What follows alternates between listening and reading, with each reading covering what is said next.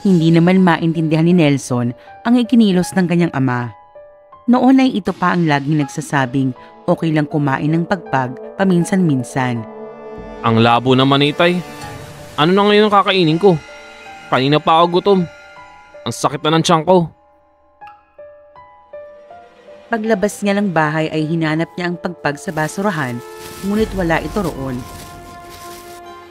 Wala rin ang kanyang ama sa labas. Wari bang nagmamadali ito at naiwan pang magamit na binubutingting nito kanina. Makabili na nga lang ng sardinas. Meron pa naman akong naitabing pera. Nasaan na kaya si itay?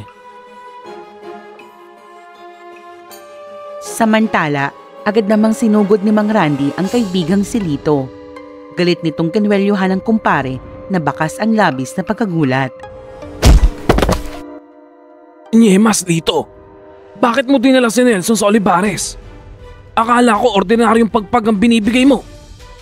Di ba ang usapan natin? Hahanap pa ako ng tiyempo. Saan pa ba manggagaling ang masarap na pagpag? Alam mo namang doon ako laging kumukuha, hindi ba? Saka, ano bang problema mo, Randy? Akala ko ba hinahanda mo na rin ang anak mo? Dahan-dahang binitawan ni Mang Randy ang kaibigan. Nasapo nito ang ulo saka umupo. Agad namang kumuha si Mang Lito ng isang basong tubig. Ano ba kasing problema? Huwag mo sa aking sabihin, nagdadalawang isip ka. Hindi ko alam. Ewan ko siguro. Parang pagkatapos ng mga nangyari, ayaw ko na sanang madamay pang anak ko. Pero alam mo naman na malaking pagkakautang niyo sa pamilya Gaston. Kaya bilang kabayaran, kaya ka naging... Tama na. Basta, kapag tinanong ka ulit ni Nelson o kaya nagpasama siya sa'yo, huwag kang pumayag. Ako nang bahala sa kanila.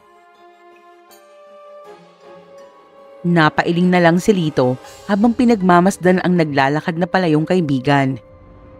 Hindi kaagad umuwi si Mang Randy sa bahay. Ayaw niyang maabutang gising pa si Nelson dahil malamang maraming tanong ang sasalubong sa kanya. Sa kanyang paglalakad ay biglang nag-iba ang kanyang pakiramdam.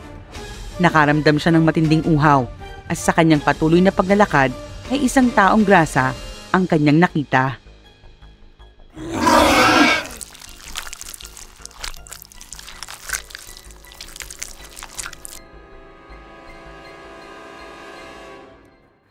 Kinabukasan, maagang nagising si Nelson. Bumangon siya at sinilip ang amang nakatulog na sa may sofa sa may sala. Nilapitan niya ito at sinipat. Mukhang nakainom na naman si tatay. Papunta na sana siya sa kusina nang makita ang bahid ng dugo sa damit nito. Kita mo tong si tatay. Napaaway pa ata. Yan na nga ba ang sinasabi ko? Hinay-hinay lang kasi sa pag-inom. Bahagyang gumalaw si Mang Randy at tumagilid ng higa. Napatingin si Nelson sa relo at nagmamadaling nagtungo sa kusina. Nagluto ito ng tuyo at sinangag, saka nagmamadaling kumain at naligo. Naku, anong oras na? Kailangan ko nang pumasok sa trabaho. Pagdating ni Nelson sa panaderia ay wala pa doon si Nina. Kaya naman naupo siya sa may gutter habang naghihintay. Bigla niyang naalala yung aswang na humabol sa kanya palabas ng Olivares. Posible kayang... Hoy Nelson, kanina ka pa ba dyan? Ay, aswang!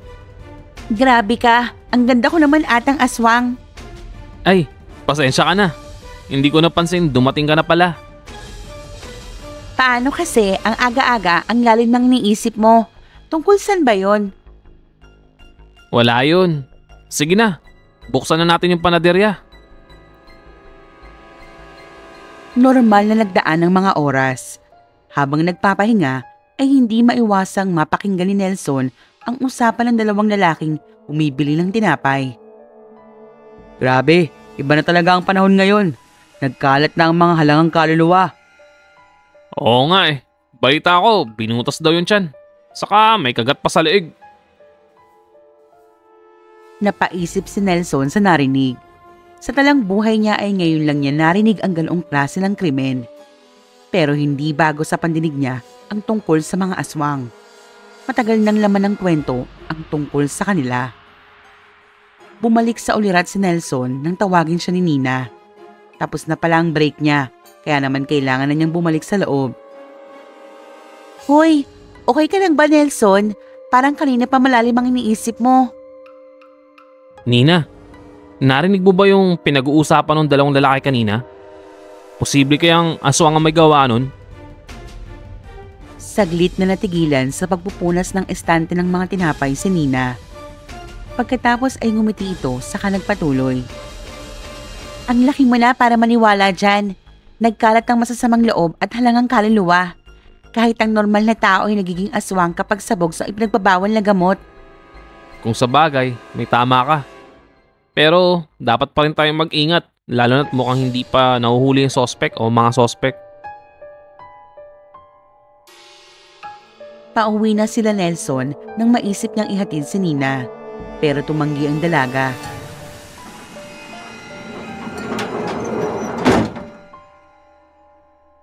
Sigurado ka bang ayaw mo talaga magpahatid?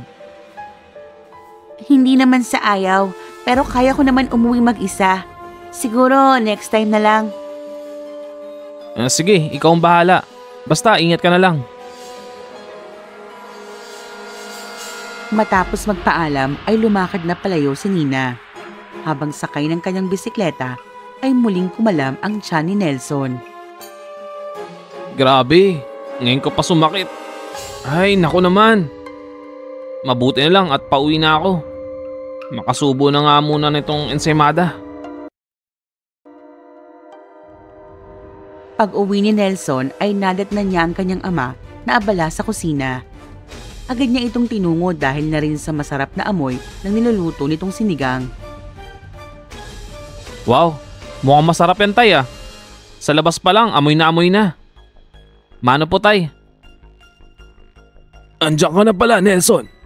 Tigman mo nga, baka masyado na paasim yung timpla ko. Ayos to tay, panalo. Anong meron? Malayo pa naman ang birthday mo ah. Paano kasi? Natapos ko na yung pinapagawang oven ni Miss De La Cruz. Kaya medyo nakadelehin siya. Nagbigay pa ng tip. Ay, ang sarap siguro maging mayaman o tay. Yung tipong hindi mo na pinoproblema yung pera. Napangiti lang si Mang Randy sa kabahagyang ginulo ang buhok ng anak. Simula bata pa lang si Nelson ay madalas na niyang gawin ito sa kanyang anak. Masyado kasing mausisa at madaldal si Nelson. Sige na, magpalit ka na ng damit at kakain na tayo. Habang kumakain ay nabanggit ni Nelson ang narinig na usapan sa may paniderya. Muntik pang mabilaukan si Mang Randy nang marinig ang sinabi ng anak. Grabe tay, hindi ko alam kung ano iisipin eh. Kasi base sa mga kwento, parang hindi gawain ng normal na tao yun. Saka nung isang gabi pala, habang pauwi na ako galing Olivares, may nakita akong parang aswang itay. Hindi napigilan ni Mang Randy ang sarili. Nahampas nito ang lamesa at pinatigil ang anak. Agad itong uminom ng tubig. Tigilan mo na ang kalokohang yang Nelson. Pero tay, ilang beses kong bang sasabihin sa'yo, hindi totoo ang mga aswang. Tigilan mo na ang pagkain ng pagpag. Kung ano tuloy kahibangan ang pumapasok sa isip mo. Habang nagsisipilyo ay hindi pa rin maalis sa isip ni Nelson ang kakaibang ikinikilos ng kanyang ama. Ano yun? Pero siya naman ang pumilit sa akin kumain ng pagpag. Muli na namang kumulo ang kanyang tiyan. Sinubukan niyang umupo sa trono pero walang lumabas. Habang tumatagal ay tumitindi ang sakit ng kanyang nararamdaman. Para bang hinahalukay ang kanyang mga bituka.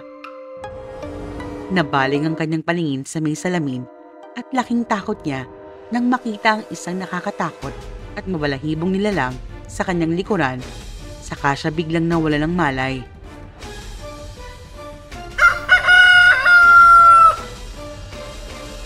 Nelson, gising na.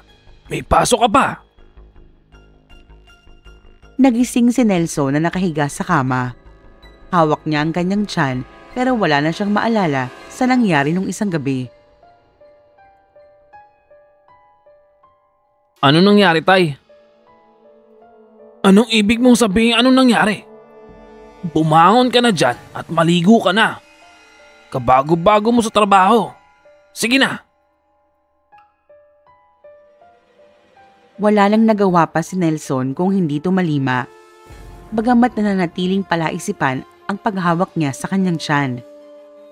Pagkatapos kumain, ay pumasok na siya sa trabaho.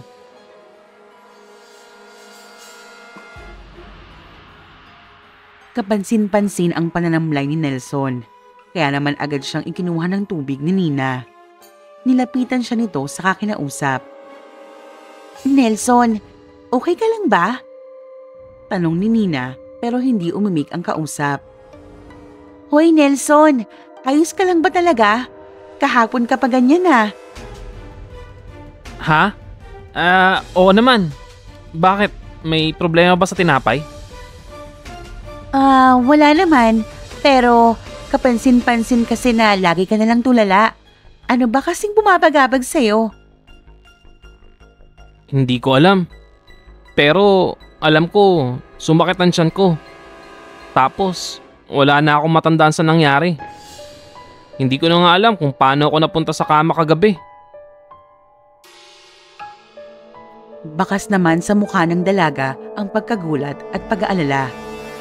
Napalunok ito saka pinilit na kumalma. Mahirap na. Baka mahalata pa siya ni Nelson. Baka malaman pa nito ang tungkol sa madilim na sikreto ng kanyang pagkatao.